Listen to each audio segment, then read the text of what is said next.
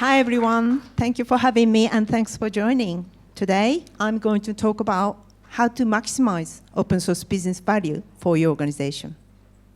My name is Masae Shida, a staff program manager of OSPO Open Source Community Strategy. So the background of the talk is this. So last year, before VMware was acquired and still an independent good open source citizen, there was a request from our business unit that they wanted to have consultation from the business perspective, in addition to our current open source engineering guidelines. For example, what do they need to pay attention? Oh, I'm sorry, the mouse doesn't work. Sorry, let me. Do you have a mouse pad or something? Oh no, I just use mine. Yeah, oh, the mouse is. Was it? Yeah, it did work. Did it? Oh, okay. Okay, I'm sorry. Yeah. Oh, yes. I'm sorry. Yeah. No, it works. Yeah. I'm sorry. Hey. So, for example, what they need to pay attention and how to avoid pitfalls so that they can build more commercially competitive and sustainable products around open source. So in this talk, I'm going to share some of the guidelines I provided, which I hope find also useful for your organization. Okay, so let me take you through the agenda. Firstly, I will talk about why organization needs an open source development strategy and what is the impact to the business without it. Then I will introduce typical open source business models and commercialization parts. Next, I will share an example of strategic development approach with open source, what we need to consider to minimize the risks. Then I will talk about competitive technology, why we need to review them on a regular basis. Finally, we will have time for Q&A. Okay, so a bit about my background. So after studying engineering at uni, I started my career as a Windows software developer at a global tech company in Japan. Then I worked in the US and the UK, where I led the engineering teams to develop the Windows Embedded C, mobile phone, Linux, and Android-based products and applications. After that, I changed my career from telecoms to cloud, leading multiple programs, including M&A, large-scale business transformations and technologies, data center deployment, information security, compliance, process improvements, and many other corporate programs. Okay, so let's get started. Why we align open source and business strategy. So many companies that use open source understand its business value, speed, efficiency, flexibility, and many other advantages. But it is important to remember that the full potential of open source is best realized when technology is paired with successful community engagement, along with an effective business strategy.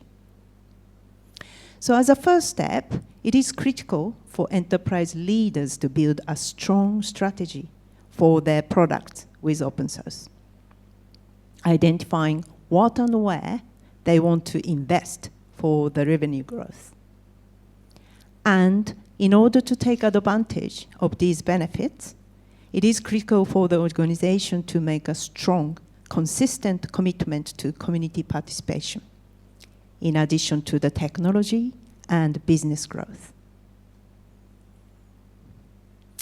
In general, when we develop a new product or start a new project, to secure buy-in within the organization, we will need a business case, including a return on investment plan. This also applies for open source software. Sufficient research and understanding of the risks is critical. So we need to remember that open source itself is not a strategy. Open source has a very different philosophy and process to create software. The strategy is made up from why, what, and how we open source. That will create a clear vision how to realize our business goals. So what will happen if we start without a strategy? We may create a product that may not produce or lose revenue. We may degrade the value of our proprietary software, or surprise the customer community by an incorrect approach or license changes. And there is a risk to damage to our business and company reputation. Open source can have a significant impact on our business, both positively and negatively. Therefore, it is very important to build a clear strategy. In the organization, there are many people who want to use open source, but not everyone is familiar with how to choose the right project or how to use open source in a way that fits to their business purposes. As the center of gravity of an organization's open source operations, OSPO can provide a comprehensive guidelines to help business units to build an effective strategy to maximize their opportunity while minimizing the risks to their business. For this purpose, our OSPO provided a best practice guide, questionnaire, and hold consultations to ensure our open source development strategies are aligned with our corporate business goals. And this will also help to bring consistency how we approach open source to the ecosystem. Next section, open source business model. So these are the most common open source business models. They are not mutually exclusive. They're usually combined and customized to fit each business. Let's now look at each model in turn as a starting point. The services and support model, where we pay for professional support. This is the most traditional model. A good example would be Red Hat Enterprise Linux. It offers tested software for free and charges for professional technical support services, such as bug fix, regular releases, new features, and optimization. It might be suitable for enterprise customers that look for one-stop service with timely support. New feature development may be prioritized based on customers' demand.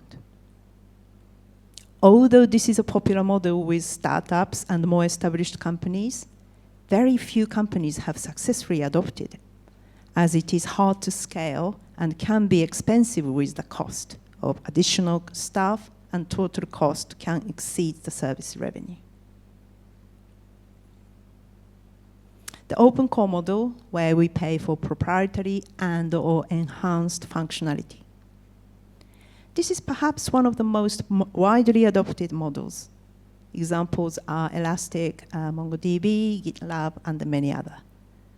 In this model, users can access core versions of technology as open source, and a more featured and supported version as a proprietary offerings. Typically, this model provides community or freemium version and sells an enterprise or premium version. In this model, it is important to curate the differences between the open source and the proprietary part to avoid impact to the project. If the open source project is weak, the enterprise proprietary offering will likely suffer. As a primary contributor, the sponsoring company and have direct control and influence the project roadmap and the licensing model. But sometimes an active community will create open source alternatives to the proprietary features. The hosting SaaS model, where we pay for tooling and operations. This is the most recent model, which followed the rise of cloud computing. Examples are Joule, Databricks, WordPress, etc. And it offers building of open source service and products as a managed cloud service.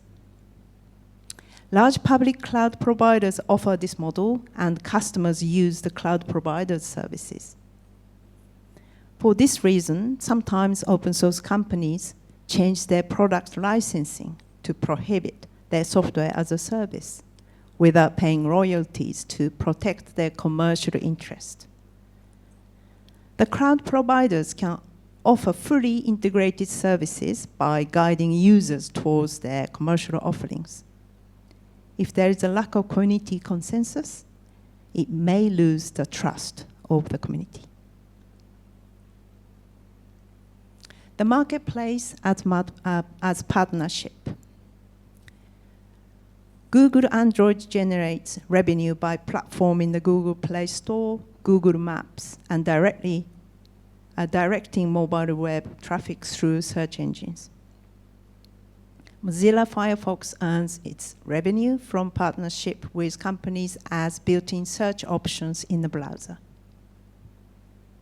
There are some other models, however, most business models are the combination of these.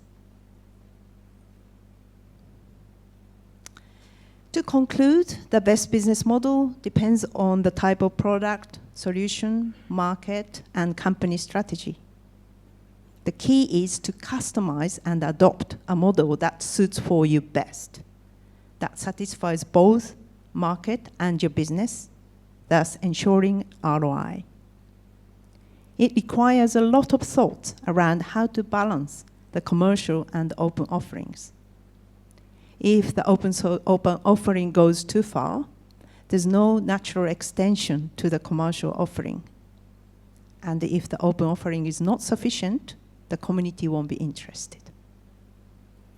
When done well, products create unique value, benefiting from the opportunity to monetize, while being welcome and accepted by the entire open source ecosystem. So the next section is open source commercialization, go-to-market strategy. The commercialization journey of products with open source is very different to those based on proprietary software. Users who are potential future customers want to make their own selections and avoid long procurement cycles. We take a developer community-driven approach to educate how the project works rather than marketing the product. Product-led growth is a growth strategy where the product drivers use user acquisition and engagement. In the context of open source, it allows users to try before they buy and engage as a potential future customers who like the product and stay loyal. They form a developer community that can also act as a support and sales team to disseminate your product. So this diagram, referred from community to commercialization by Peter Levin, shows an example of open source commercialization path. Here, I use a value ladder as opposed to a sales funnel to better reflect incremental value. This is broken down into 4 stages. Stage 1, awareness, developer community engagement. In this first stage, the focus is to generate awareness of open source project and product in the developers community in order to grow the user base. Promote the technical value by driving engagement and grow interest. Stage 2, consideration, product strategy refinement. In this stage, we start to analyze usage patterns and user feedback. Explore what and how it naturally extends to drive revenue, and further refine product strategy to mature project users into product consumers. Stage 3, evaluation, sales development. Start outbound marketing with specific segments who find value in the project. Learn more about users, and are they larger enterprise or just hobby users? Understand further commercial use case, focus on the needs of users and what they want to do with the project and product. Stage 4, purchase, sales expansion, and further adoptions. Sales promotions to enterprise, both bottom-up user adoption to expand usage and top-down sales to land deals. The go-to-market journey also depends on product, solution, market, and company. To conclude, we need to grow together with the community. By letting developers, who are the primary decision makers for commercial open source software, try how our technology works in their own environment, we can build and grow a community which values and grows their wider interests. We must work all aligned across the business functions, from developers to product managers, marketing, sales, to leadership teams. And all must stay focused on our potential customers' needs. This is why we build a solid product strategy and share within the organization and continue reviewing it so that they share a same framing in their mind. Also, it is important to continue refining the productization approach to mature open source project users into product consumers. We must always focus on their needs, our values and capabilities, where our potential customers will be happy to pay for. So far, I've looked at the business models and go-to-market strategy. Now, next section is strategic development approach.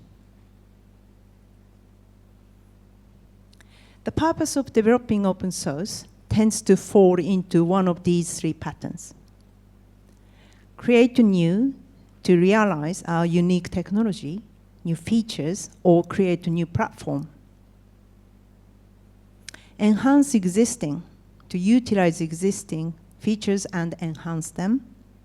Or sometimes we just want to use it to get the job done without development. And organizations that take strategic development approach around open source tend to work on either creating their original self-owned project or contributing to third-party projects that belong to other company or neutral foundations. Now let's look at what we need to pay attention for each project.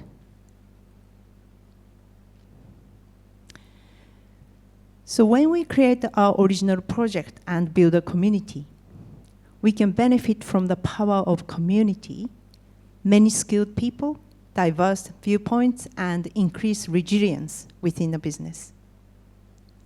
As a good open source citizen, we need to make the communities a better place instead of duplicating efforts. Therefore, before starting a new project, we must ensure that a project is unique and differentiate from the existing projects so that the project will likely to be successful and benefit both our business and the entire open source ecosystem. If your company creates its own project, your organization will become a maintainer. And you'd like to build and maintain a healthy, open community. Make sure your organization is willing to make a long-term commitment to maintain the project.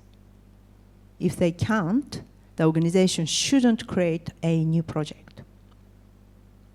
If the goal is to collaborate with internal teams, inner source would be a better option.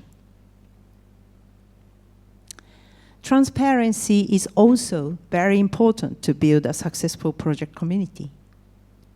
Share the project roadmap and feature plan so that people can check if it is aligned with their business goals.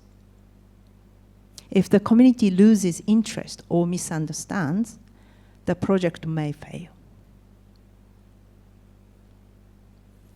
We must make an intentional choice which source code to open rather than sharing all by default. We need to establish a clear business plan benefit behind it with the vision of which issues we'd like to solve for whom, what type of community ecosystem we'd like to build around, and how we can take advantage of it to generate revenue from products. The timing of when to open is also important. If we open our code too early, a project can have too little appeal to the community. And if we open too late, the community may feel there is less opportunity to contribute. The best timing will depend on our goals and the type of community we'd like to build. The project license can indicate our intention to users. For example, using a CLA for a vendor-driven product creates the impression that you're leaving the door open to dual licensing or changing the license. Whereas using a DCO often feels more open and lower barrier to entry for contributors than a CLA. You need to engage with your legal team and make a business decision about what type of license is the best for you. Then consider how your licensing will impact your efforts to build a community around your project. Now, let's look at the third-party open source project. By using third-party open source project and adapt it into the solution, we can access immediately available technologies or benefit from established community power. If a project plays a key part in a product, we are likely to modify and upstream the code for better productivity. There are many projects available, and it's important to choose the right one. If we don't choose the right one, it may cost more and waste our effort. To minimize the risks, we need to consider a few aspects. Make sure the project meets the functional requirements and check that it's compatible with your environment, such as operating system, hardware architecture, and programming languages. Understand the project license compliance.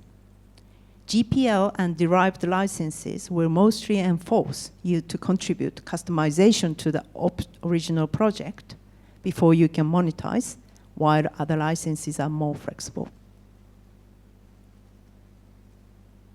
Project health is very important for the business viability. Projects with significant adoption tend to be more successful and safe. Explore and research trends, forks, dependent projects, and which other companies are using them. Make sure the project is active and mature. Ensure it has a good set of documentation and shares roadmap and a feature plan. Evaluate the community health. The project with good culture and open communication will be more sustainable. Project governance and leadership is equally important. Look for neutral governance where decisions are made openly by people from different organizations. Watch out if the project is owned or controlled by our competitors.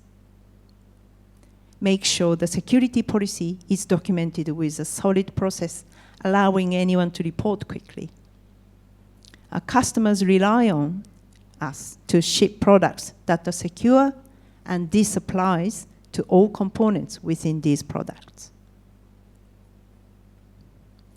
Company engagement. If the project is used in a core part of the solutions or in our flagship products, we must ensure our business units are ready to commit sufficient budget and resources to contribute to the project.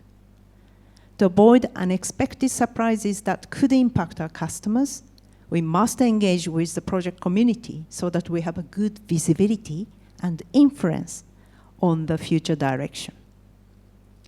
In addition, our contributions towards the project need to be consistent and aligned within the organization in order to avoid community frustration and to protect our company reputation.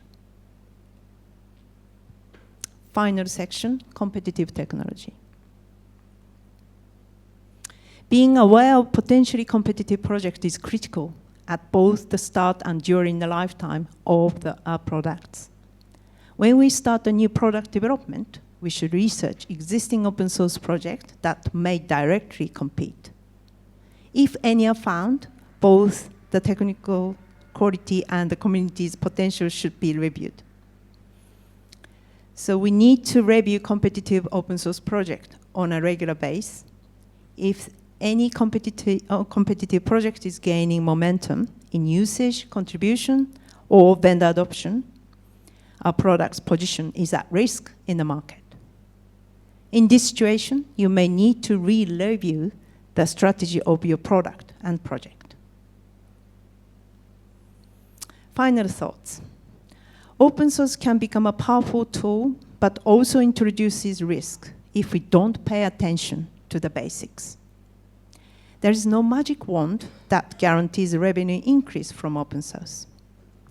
But we can guide the teams on what to consider to create a strong strategy that leads to business success.